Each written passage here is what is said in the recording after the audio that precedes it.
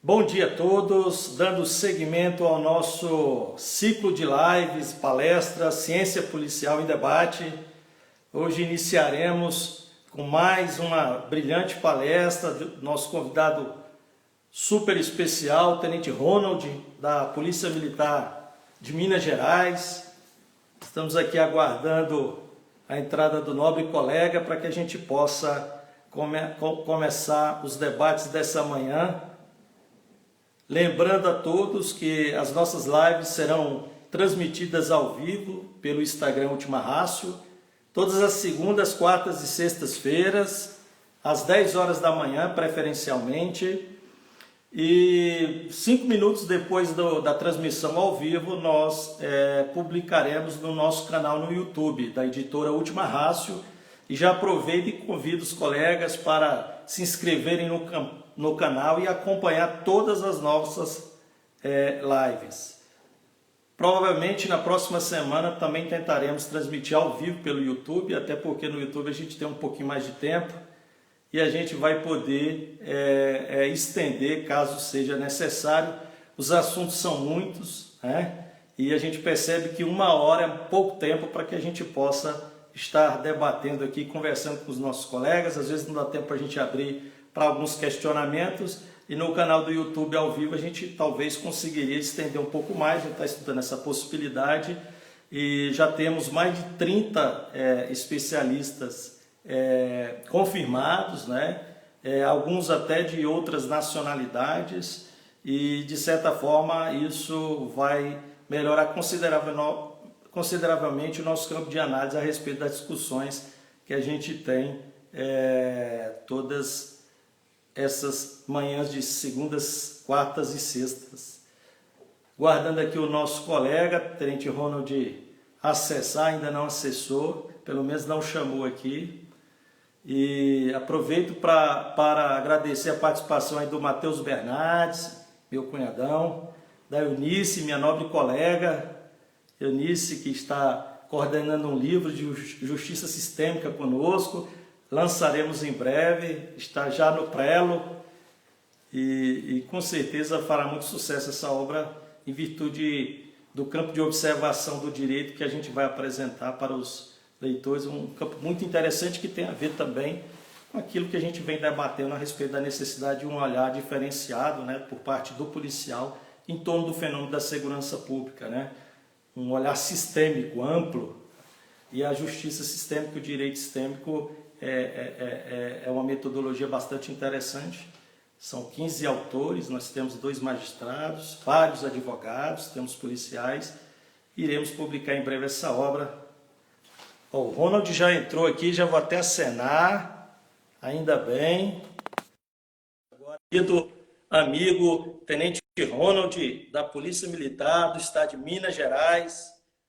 Meu amigo, tudo bem, comandante? Irá ampliar o campo de debate. O Ronald está de novo, já doutorando em Direito, professor no Estado de Minas Gerais e bem atuante nas redes sociais. Foi por intermédio dela que nós nos conhecemos, inúmeros alunos, né, no Brasil. E vem nessa manhã aqui trazer um pouco do seu ponto de vista a respeito dos seus estudos, das suas pesquisas, da sua prática. O importante é trazer uma teoria vinculada à prática, né? Não adianta a gente ficar só no campo das ideias, e a ciência policial, essa nova, em que há necessidade de um debate mais amplo.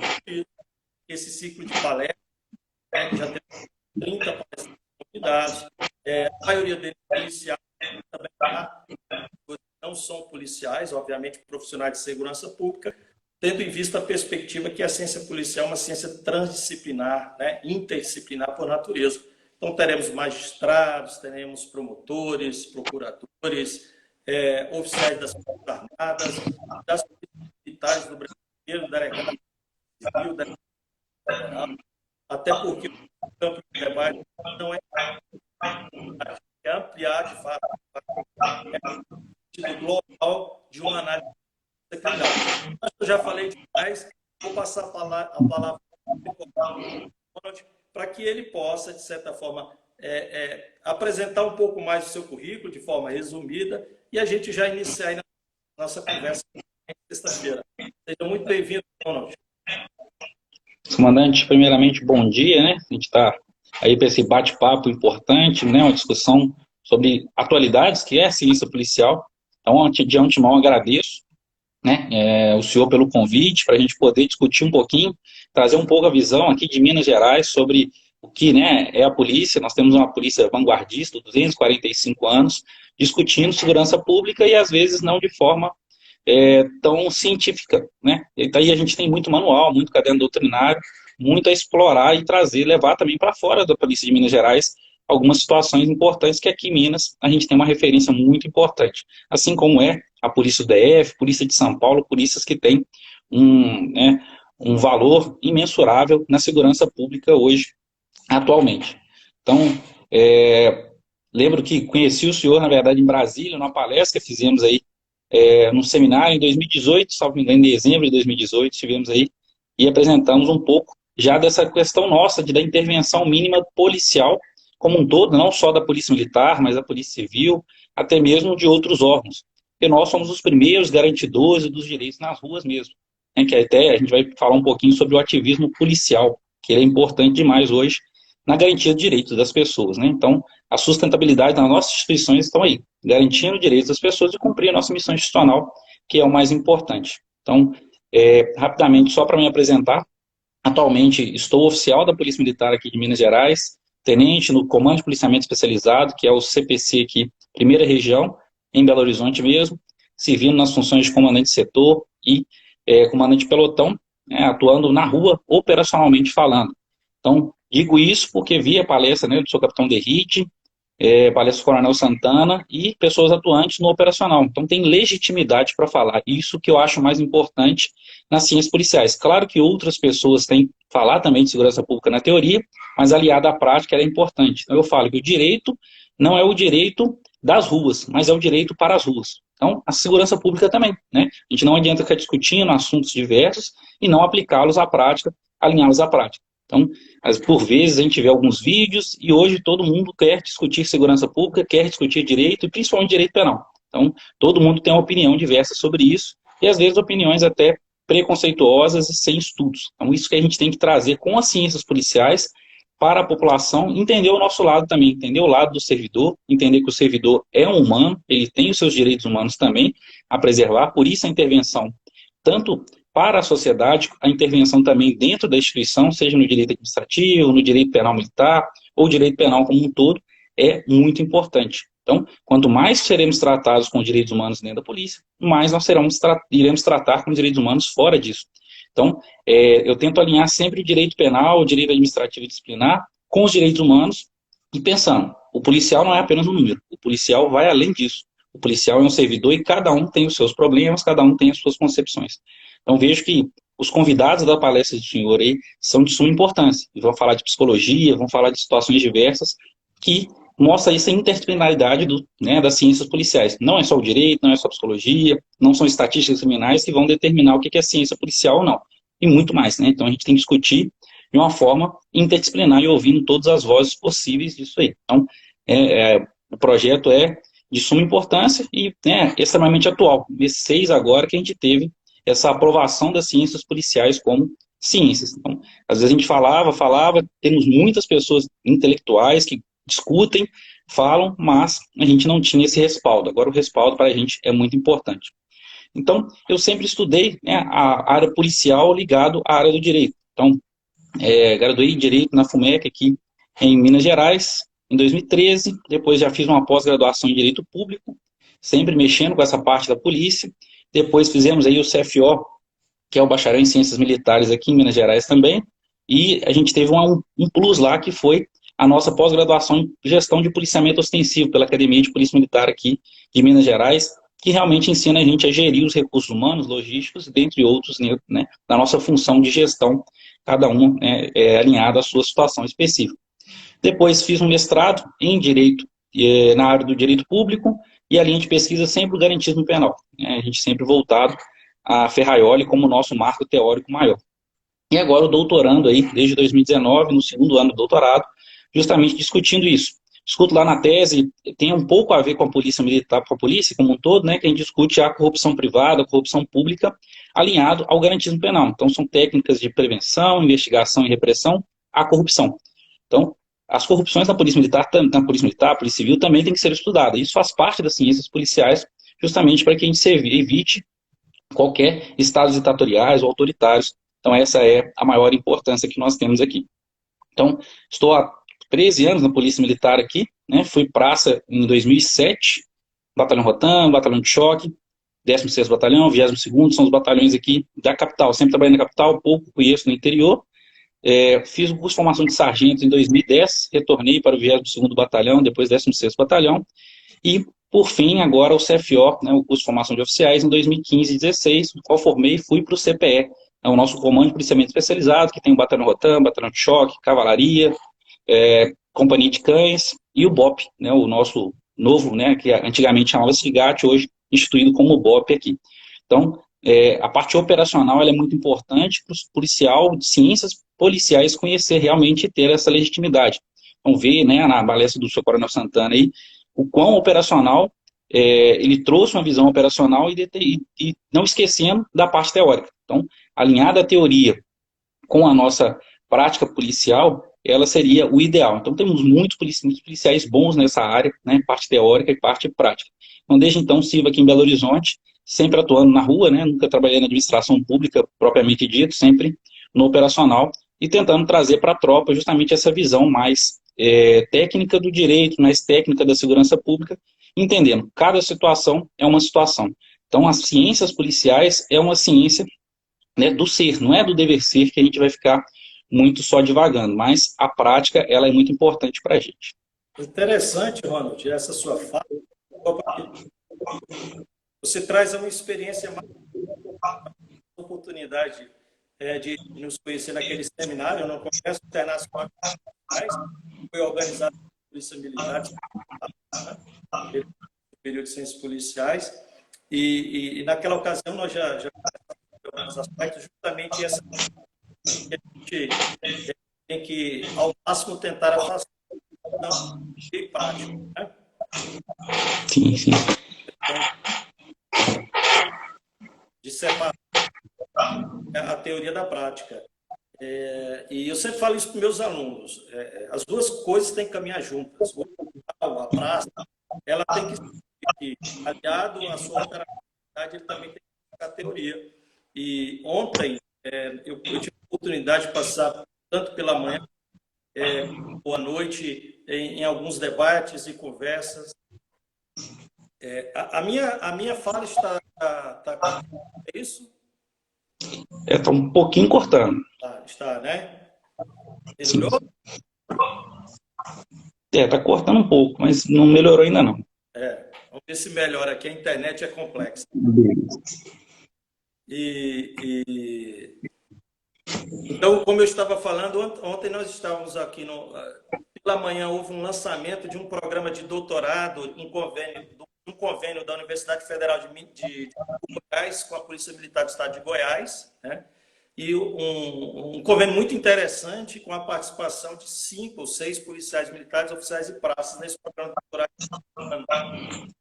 E batendo assuntos muito a respeito das policiais e dessa questão entre teoria e prática. E no final da noite também participei da oportunidade de participar a respeito justamente da questão do reconhecimento das policiais, para o Coronel do Instituto Brasileiro de Segurança Pública, né? E um general do Exército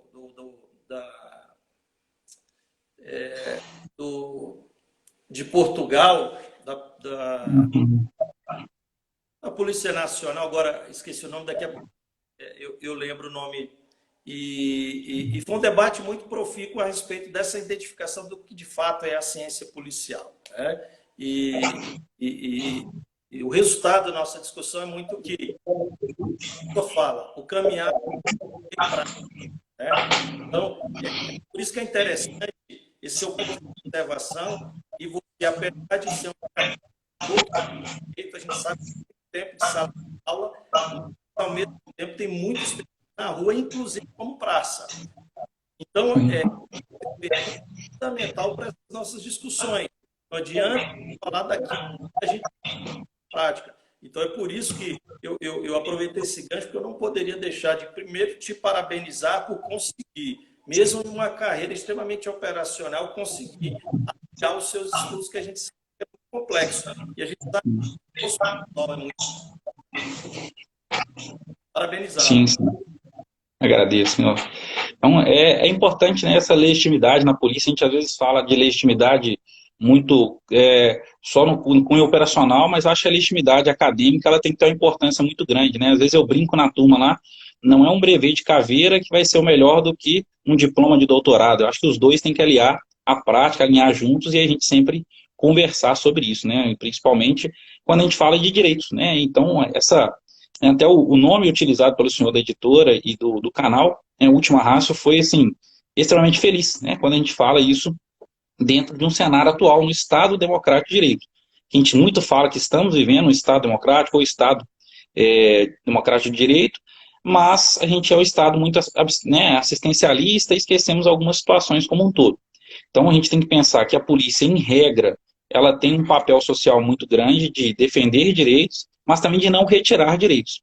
Então por isso que eu falo sempre da intervenção mínima. Sejam dois âmbitos. Para a própria sociedade, nós temos que atuar no boletim de ocorrência, nas nossas atuações, não sendo omisso, claro, cumprindo as determinações legais, mas sempre que pudermos, temos esse poder discricionário, atuar sempre voltado à preservação dos direitos fundamentais, pouco se importando com questões institucionais como um todo, né, que a gente às vezes tem umas críticas para as respostas têm que ser sempre no cunho público, sempre voltado ao respeito ao público como um todo. E dentro da polícia também, que nada adianta a gente cobrar direitos humanos, nada adianta a gente cobrar posturas dos nossos policiais nas ruas, se dentro das instituições não temos os nossos direitos humanos garantidos. Então, eu acho que esse viés que tem que ter sempre em mente de intervenção mínima, de última ratio como um todo, que a gente tem que pensar. Então, a gente sempre discute algumas ocorrências policiais no nosso pré-turno ou pós-turno, né, o nosso briefing, debriefing, sobre algumas situações e buscando o que seria melhor nessa situação. Claro que não existe uma fórmula de bolo na segurança pública, não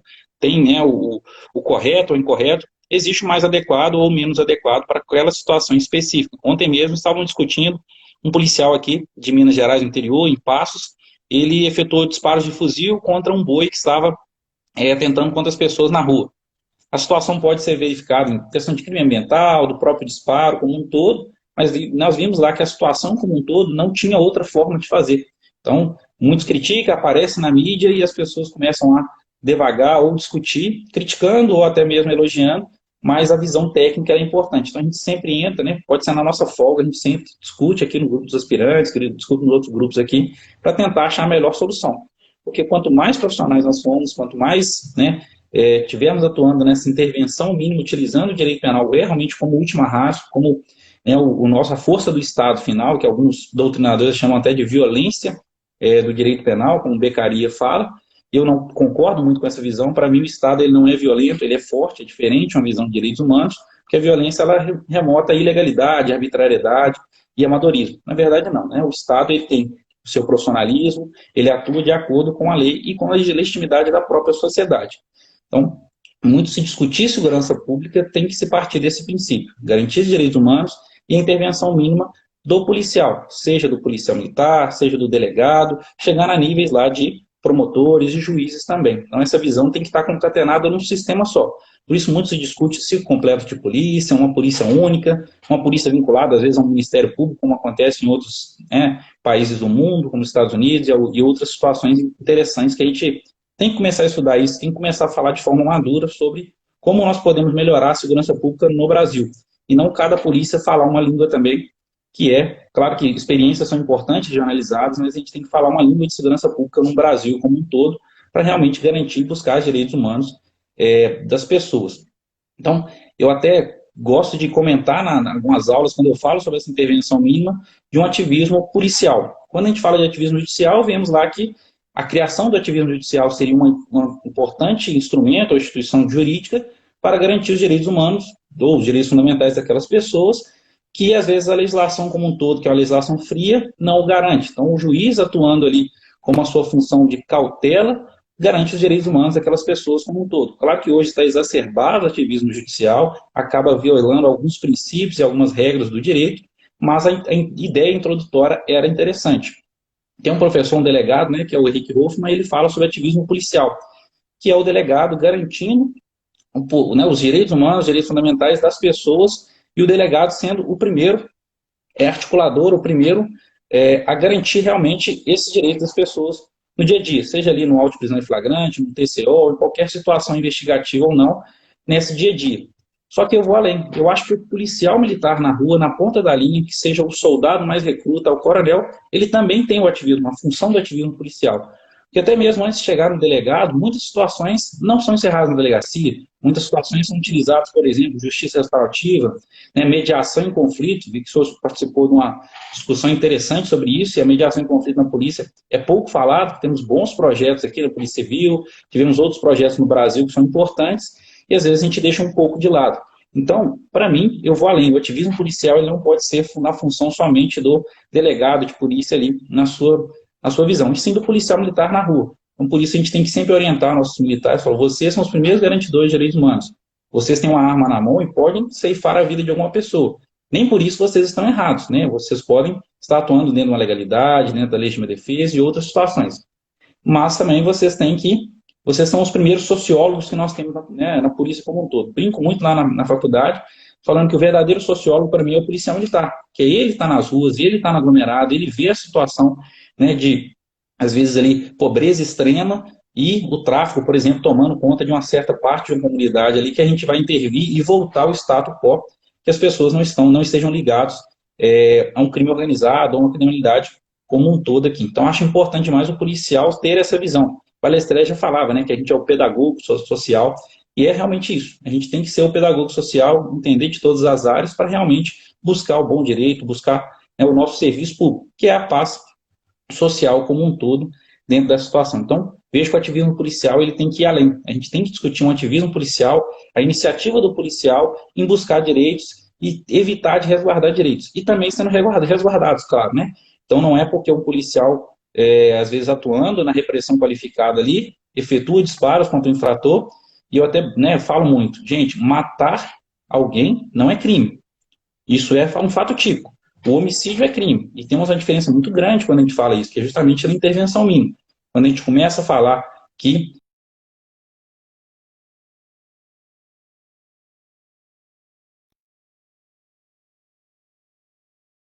acaba entendendo que o policial militar, ele também ali, nesse caso, é um autor de uma situação específica, mas tem que ter os seus direitos garantidos. Aí eu discuto muito aqui em não fazer o policial militar que efetuou disparos, ceifou a vida ou pelo menos causou uma lesão ali em desfavor a esse cidadão, porque existe clara legítima defesa, ou qualquer outro estudante de licitude ou até culpabilidade, vamos um pouco além disso aí. Por quê? Querendo ou não, pelo menos aqui a gente tem a situação do APF negativo, no qual faz a primeira parte investigativa do auto de prisão em flagrante e depois libera o policial, o próprio autoridade de polícia militar judiciária. Mas, querendo ou não, pelo menos ali umas 24 horas aquele militar fica à mercê da sua liberdade cerceada. E, querendo ou não, é um pai de família, está ali trabalhando, e esse embate ali acaba sendo não normal, mas natural do dia a dia policial, do dia a dia operacional. Então, entendo que não tenha que ser feito o auto de prisão em flagrante diretamente, quando existe clara e evidente legítima defesa ou qualquer excludente de licitude, e faça o IPM posteriormente. Não é deixar de tomar providência, mas é tomar providência pensando no bem ou nos direitos humanos, na liberdade sempre do policial. Então, a liberdade ela tem que ser regra em toda e qualquer situação, independente dos nossos regulamentos internos, dos nossos entendimentos da justiça militar ou de outras, né, situações do TJ, como quando não tem justiça militar. Então, acho importante essa situação, a gente pensar na intervenção mínima, ativismo policial, dentro e fora da instituição, trazendo realmente essa visão de garantismo, uma visão de Estado de direito. Roland, me permita, e é interessante essa fala porque quando nós veiculamos o tema, eu fico com receio dos nobres colegas que nos acompanham ter uma ideia de que quando se fala em intervenção mínima do Estado ou da polícia, o que se quer é que a polícia, de certa forma, vende os seus olhos ou limita a sua atuação. E aí, quando você traz para a gente, falando de intervenção mínima, mas também de atividade, eu vou até pegar um fone aqui, que talvez seja do...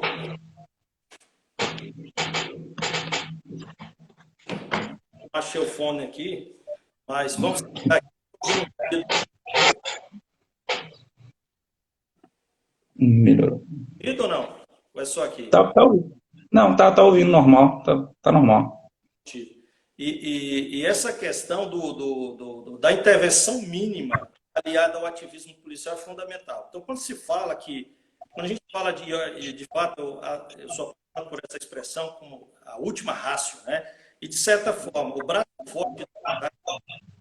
forte da lei, a pena de prisão, obviamente, ela tem que ser aplicada quando outras medidas não podem ser aplicadas. Não convém que sejam aplicadas. A grande questão é que a gente tenta dar um tratamento penalizante a tudo e acaba não penalizando nada, né? Não há uma confiança no sistema de justiça criminal. Eu sempre defendo a ideia de que a gente tem que ter um rol de crimes e esses crimes, o cidadão praticou, tem que ser severamente punido. Ele tem que cumprir efetivamente a prisão. Então, a gente quer considerar toda e qualquer situação como crime, prescreve um apontamento que é proforme e não funciona, né? Então, quando a gente fala de última ratio, de intervenção mínima do Estado, é nesse sentido. E aí a gente vem, e aí você fala de forma muito interessante a questão do ativismo policial, sobre uma perspectiva de uma atuação mais efetiva da proatividade. Nós temos a mediação de conflito, nós temos uma série de medidas que o policial, e dentro da lógica do princípio da discricionariedade, do uso progressivo e moderado da força ou do poder de polícia, em que ele tem uma liberdade de condução para que possa redirecionar o atendimento do Estado do cidadão. E esse é o ponto, né? É lógico que a gente tem um Estado extremamente controlador sobre as ações do policial, né? A gente tem hoje uma mídia aberta, qualquer atuação que seja, dependendo do corte que se dá a uma filmagem, o policial militar ele vai responder, o policial civil, e a gente sabe que existe um controle muito elevado. E isso gera uma certa resistência, ou talvez um receio do policial militar, que sai de casa para defender a sociedade e se vê respondendo a um processo judicial, como nós temos colegas que venderam até suas casas para se defender, para não ser expulso. É lógico que há irregularidades, né? Ninguém está dizendo que todos somos santos, e nenhuma profissão há 100% de santos, né? Existe uma minoria em que nós, a todo momento, tentamos o nosso meio, as maçãs podres, né? Mas a gente não pode realizar. E isso é perverso porque o policial, ele com receio de se comprometer e de um excesso de cobrança da sociedade, ele passa, às vezes, a fazer aquilo que se pode chamar de vistas grossas, né? Então, é importante que a sociedade toda se conversa nesse empoderamento desse poder discricionário do policial, né? Uma boa formação jurídica, uma boa formação sociológica, criminológica, para que o policial, diante de determinadas realidades, que ele não encontra a solução na lei, e a lei não vai entregar para ele todas as soluções, a gente sabe que existe um limite, né, no campo legal para que o legislador possa descrever todas as situações fáticas em que o policial vai agir. Não, a gente sabe que hoje 70% das ocorrências são não crimes, são ocorrências em que o policial ele atua sob a égide da discricionalidade dentro de um quadro político, lógico, entendeu?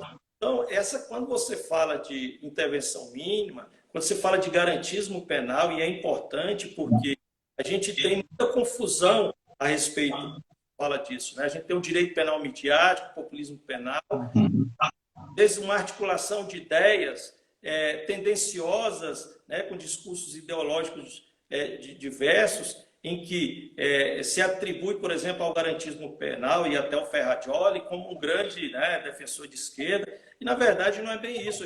Quem estuda, quem se aprofunda essa sistemática, quem estudou direito penal, a criminologia, percebe que há muita coerência nesse discurso. O que não pode, obviamente, é nós utilizarmos com base ideológico, de esquerda, né, ou de extrema-direita, seja lá o que for, sempre perspectivado num olhar negativo para a polícia.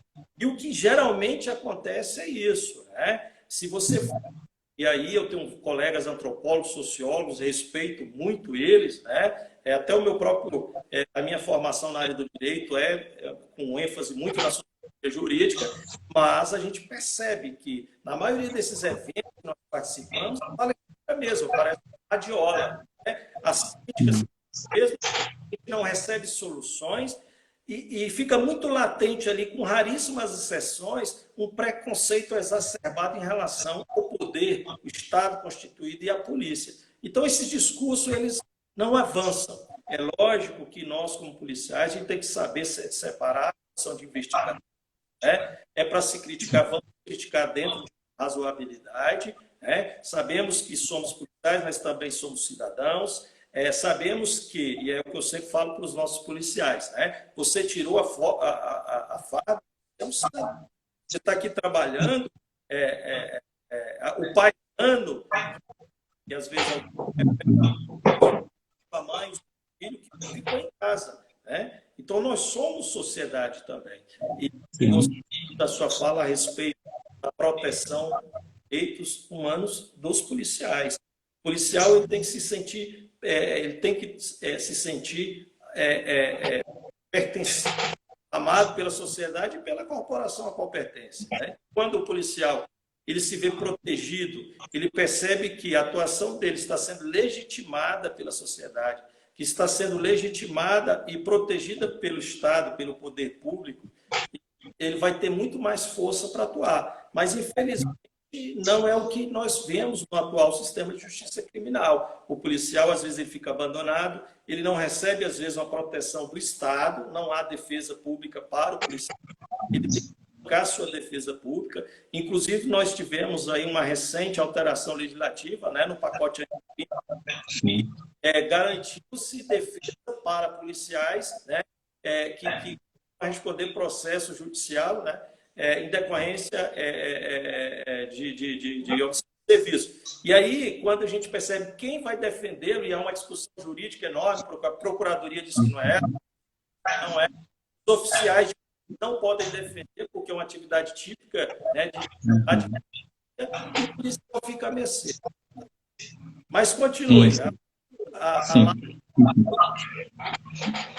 A ideia é interessante, essa atualização legislativa do nosso pacote anticrime que o senhor comentou aí, para mim, é relevante e está causando muito problema aqui mesmo, né? Nós, como oficiais aí, envolvidos com a PF, PM, nós estamos com a corda no pescoço. E aí, quem que faz isso? É a Defensoria Pública, é a própria polícia, são as associações, e acaba todo mundo jogando um para o outro, mas não temos uma resposta como um todo, né? Então, é importante. E eu sempre trouxe, né, para mim que o advogado ele tem que acompanhar até o auto de prisão em flagrante, o inquérito policial militar, mesmo sendo procedimentos ali não sancionatórios diretamente, eu entendo que possa, né, tanto o direito do próprio advogado quanto do cliente. É um direito, a gente não tem muito o que fazer, não. Então, às vezes a gente escutar essa crítica que existe um desamparo da própria instituição ou da própria sociedade quando o policial militar está trabalhando, é muito importante. O senhor falou, assim, com propriedade eterna. Nós aprendemos lá em polícia comunitária que 98% da sociedade é honesta e 2% são infratores. Por isso, nós não podemos chegar no aglomerado urbano e cometer atrocidades. É a mesma coisa dentro da polícia. 98% dos nossos policiais são honestos, estão ali trabalhando, buscando seu ganha-pão dia a dia, independente, né, em cada situação de salário e de previdência, que nós estamos discutindo muito hoje. Aí, a tropa está temerosa, aí envolve questão de saúde, de pandemia, e nós, principalmente oficiais, temos que estar à frente para tentar não baixar a moral de tropa. A gente, nos termos de caserna, a gente fala muito em moral de tropa e a gente está esquecendo um pouco disso. Então, moral de tropa é importante. Até que o senhor falou aí em relação a esse sentimento de pertencimento, ter essa segurança jurídica de atuar. Então, é justamente essa moral de tropa. A moral de tropa ela não pode cair. O policial militar não pode ter medo de atuar. Claro que ele tem que ter um certo receio de não atuar de forma ilegal, mas dentro da legalidade ele tem que ter toda a sua tranquilidade de atuar e saber que a própria instituição e o direito como um todo, ele vai o amparar. Eu acho que esse que é o grande inovação das ciências policiais para a gente hoje. Porque agora a gente começa a discutir ciências policiais como realmente ciências, Agora nós vamos levar isso para o campo, envolvendo outros atores, como juízes, promotores, e entender o nosso lado também, né? Entender o lado do policial e não pensar que é apenas uma máquina do Estado, um robô do Estado que vai dar resposta sempre certa, não. Ou seja, existem situações e situações. Então, as ciências policiais, para mim, o maior foco dela hoje é isso, apresentar a visão da polícia, a visão do policial como um todo, independente se ele é de extrema esquerda, direita, nós temos diversas, né, posições ideológicas dentro da polícia, que não tem problema algum, cada um tem a sua, né, posição ideológica, política, mas a visão institucional e a visão do dia a dia, eu acho que é o mais importante a gente levar isso à discussão. Então, dificilmente lá, por exemplo, no doutorado, eu sou o único servidor público ligado à área de segurança pública. Os restantes são advogados, né? Até juízes e promotores não têm, mas geralmente são advogados, defensores públicos, e tem uma certa visão só de um todo. Então, a academia ela tem que receber né, outras vozes, e as nossas vozes têm que ser ouvidas também, para que a gente possa falar, olha, igual, né, eu acho que foi com a palestra com o doutor Wilker ontem que o senhor falou sobre isso. Vamos ouvir outras vozes. Não é que nós queremos ser os únicos também a falar de ciências policiais, não. Queremos ouvir outras vozes, o que, que é. Mas também nós não podemos pegar pessoas que querem basicamente utilizar, né, de ideologias para falar X, Y, Z. Então, sair essas falas até um pouco incongruentes. Ah, a polícia foi feita, é ditadura até hoje em dia, e vem para matar negros e pobres. É uma articulação que tem que ser discutida, claro, né, esse preconceito, o racismo não pode existir, mas não é uma afirmação totalmente correta, né? Então, a gente tem outras situações para determinar por que existe uma abordagem no aglomerado urbano que determina a fundada suspeita. Então, essa fundada suspeita acaba sendo um pouco subjetiva, mas ela tem uma objetividade, sim. E hoje, nos boletins de ocorrência, nós estamos falando por que existe a fundada suspeita ou não. Então, é importante ouvir várias vozes. E as nossas vozes hoje da segurança pública têm que ser ouvidas. E, né, essa instituição das ciências policiais e esses projetos, igual o senhor está fazendo, de convidar pessoas da área de segurança pública, é salutar para que a gente possa realmente discutir isso de forma efetiva e entender o outro lado também. Entender. Policial militar hoje estuda, policial militar hoje tem um conhecimento muito grande. E ele tem que ser ouvido também. E ele, lógico que ele tem as suas críticas dentro da instituição, mas ele defende a sua instituição também, que é o lugar onde efetivamente ele tem o seu ganha-pão ali. E é o que a gente fala, né? Às vezes polícia pode falar de polícia, que o cara sabe o que ele tem legitimidade, o que não tem. Às vezes uma pessoa de fora vem falar sobre polícia pra gente, sem conhecimento nenhum, e a gente, né, fica assim, à mercê. Mas a academia ela tem que estar aberta a diversas funções e essas visões são importantes para a gente. Não, e até a gente conta com a participação do nosso Aguiar, nosso Major Aguiar, né, nobre colega, e ele até comentou aqui a questão da nova lei de aposentabilidade e também lógico, contrário, nem as polícias, né, o poder público constituído. Né, e de fato, a lei de autoridade, ela que a intenção é boa, né? Mas a gente percebe, por outro lado, que cada vez mais, inclusive em virtude de algumas orientações em relação à imagem, né? Mesmo, e hoje qualquer coisa é abuso de autoridade para o policial. E, obviamente, isso vai fazendo com que o policial tenha tempo de trabalhar. Né? Aliás, críticas desarrazoadas, psicológicas, contrário ao poder constituído. Né? E você falou, e eu não pude passar a oportunidade, quando você falou dessa questão do reconhecimento e da tutela do Estado, do Estado, você falou dessa pandemia e do coronavírus. Né? Inclusive, eu estou um pouco fanho aqui, eu estou acometido, né, do coronavírus, já estou numa fase de recuperação, Deus, de falta de final da tarde, mas estou bem. Ao contrário de vários colegas, né? Nós, por exemplo, na Corregedoria de Polícia Militar, onde eu trabalho, nós estamos com surto, nós tivemos um colega nosso, né, que graças a Deus agora está em casa, nós temos um outro major nosso, que inclusive acadêmico, né, o Tiago Gomes, que não resta para nós e nos auxilia muito nessas policiais, e está dado, né, está dado, E quando a gente percebe, né, é lógico que a gente tem que olhar muito atento aos profissionais de saúde, mas nós temos policiais trabalhando desde o início da pandemia. Nós temos policiais que estão falecendo por conta do coronavírus. Temos policiais, os nosso amigo Gomes Nascimento, e que eu até aproveito a oportunidade, né, para que todos te façam com a oração para que eles sejam, né? Ontem ele é um pouco delicado. Então a gente fica. E aí eu até estou fazendo uma reforma aqui em casa, que teve uma promoção, né, lá no início da pandemia, e falava que os profissionais que estavam envolvidos com o coronavírus teriam desconto. E aí, quando eu vi ali, não tinha policial, até fiz uma reclamação a Leroy Merlin. Então, são essas pequenas coisas, e a gente, poxa, o policial militar ele está em constante, ainda mais o policial militar, né, em constante contato diário com os cidadãos. Então, a possibilidade de ser acometido, né, e a gente tem um número expressivo de policiais, né, que foram acometidos e perderam suas vidas no Brasil. E a gente não tem ninguém falando, né, movimentando. A gente está um pouco acostumado, né? A gente vê os nossos colegas brasileiros e de fato, são heróis e de fato heróis, né? Mas outros heróis também. E aí, eu passar de comentar essa questão, né, da pandemia, e, de certa forma, elas têm sido impactadas nos seus efetivos, como elas têm sido impactadas e a gente consegue entregar uma melhor sanidade para o policial, tanto psicológica, como também a própria saúde, a ação das viaturas e dos equipamentos, que é algo muito complexo, né?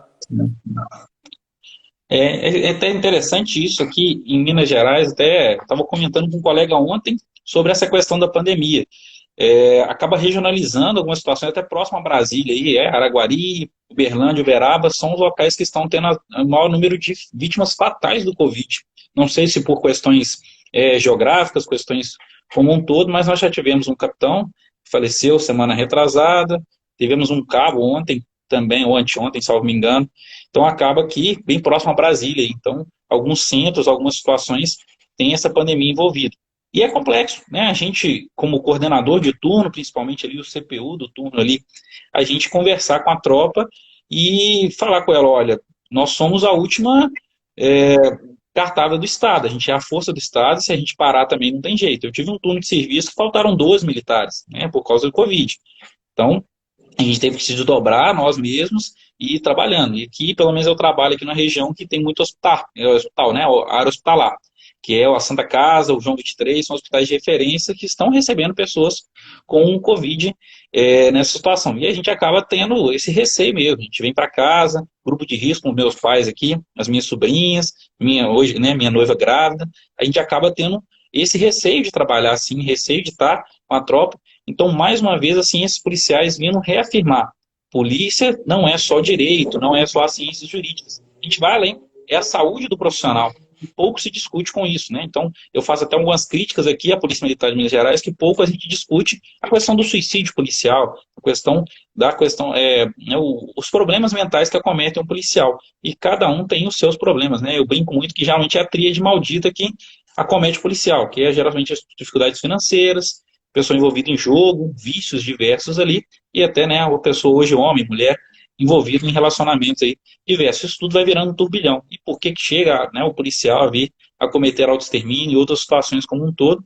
E são problemas complexos que nós não podemos responder de pronto. Tudo tem que ser um estudo. Então, acho que a psicologia ela tem uma importância muito grande nas ciências policiais. Temos que abrir vozes para os profissionais de psicologia, acabar com aquele receio de que psicólogo e psiquiatra é só para policial que está com problema mental. Não, às vezes é realmente para procurar aquele apoio, aquele auxílio.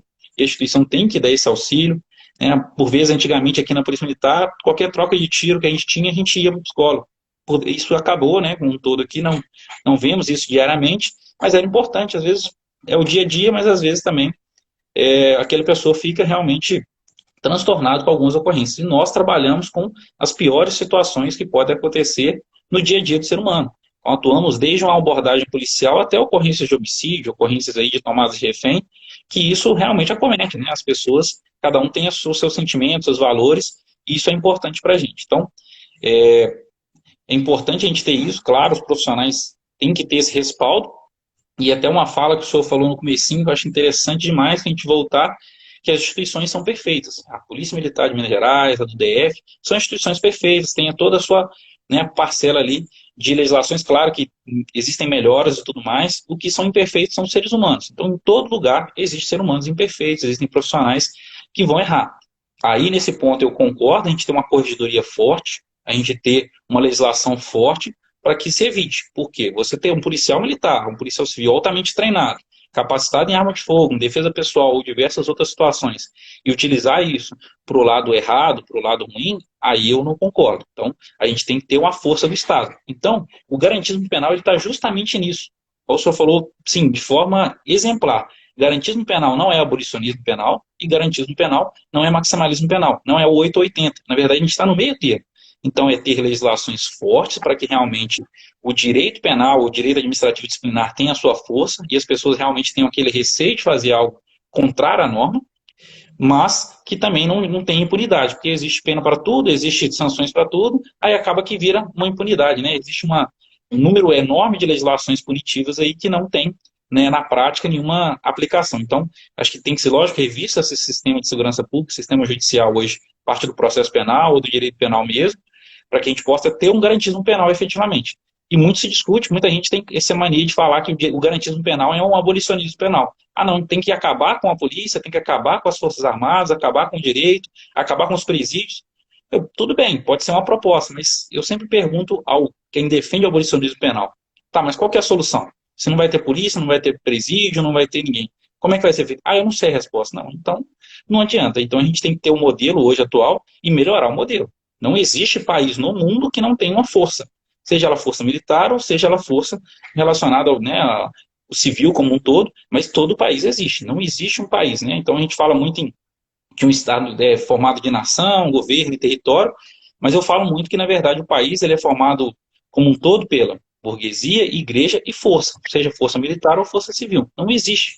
Hoje a religião tem uma importante visão, a parte, né, econômica, que a gente fala de burguesia antigamente por causa das questões históricas, mas a parte econômica ela é muito importante. Então, essa questão da pandemia, fechamento de estabelecimentos, isso causa uma discussão muito grande também na nossa área, nosso policial militar. A gente vai garantir o estabelecimento funcionar, ou a gente vai cumprir a determinação daquele poder local, do prefeito, do governador, do presidente da República, e a gente fica, né, à mercê. O presidente fala uma coisa, o governador fala outra, e a gente fica, cada um nessa lógica aí. Então, a gente tem que pensar também na questão lógica econômica como um todo, mesmo entendendo essa pandemia, claro, mas então a gente está nisso. Então, para mim, né, a força, seja militar ou civil, a burguesia como um todo, e a igreja, ela é muito forte para o Estado, e o Estado tem que existir. Então, eu não vejo país nenhum no mundo que não tenha uma força, não tenha essa, né, um presídio, né, uma cadeia, o presídio, a polícia, um sistema de persecução criminal. Não existe. Todos os países têm, mesmo os países mais evoluídos, os países do primeiro mundo. O que muda é a cultura. Então, cada país tem uma cultura, cada país tem uma história e tem que respeitar. E o senhor mesmo falou numa palestra anteriormente que é importante. A gente, às vezes, tenta exportar a teoria de fora para dentro do Brasil e sem modificar, né, sem mitigá-la ali. Então, isso é um grande erro também dos estudiosos, tentando trazer coisas que funcionam em outro país, que tem uma cultura totalmente diferente, mas na nossa é uma cultura que não aceitaria aquela teoria de forma fechada. Então, a gente tem que trabalhar, e isso é um papel de nós, estudiosos, pesquisadores, trazer uma teoria de fora, trazer ela para cá, claro, né, respeitando o teórico que inventou, não modificando por modificar, mas sendo honesto. Olha, modificamos porque no Brasil tem que funcionar assim, porque a cultura é assim, a legislação é assim.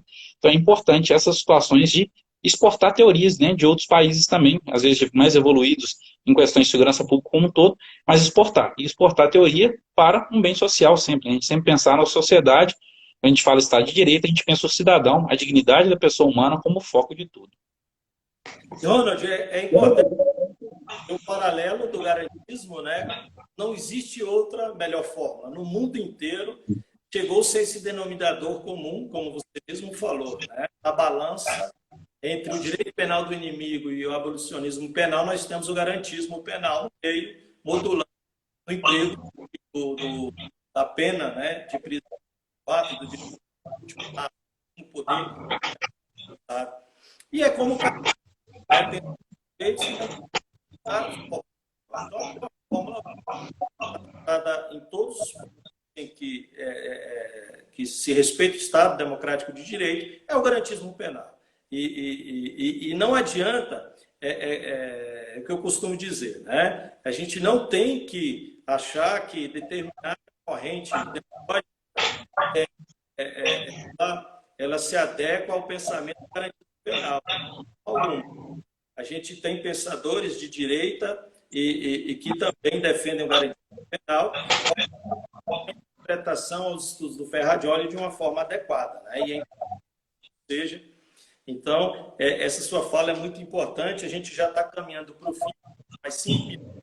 E eu só queria fechar mais ou menos uma pergunta, uma reflexão, para orientar os nossos ouvintes, né, as pessoas que estão nos acompanhando, a respeito do quão é delicada a posição policial na rua. Por quê?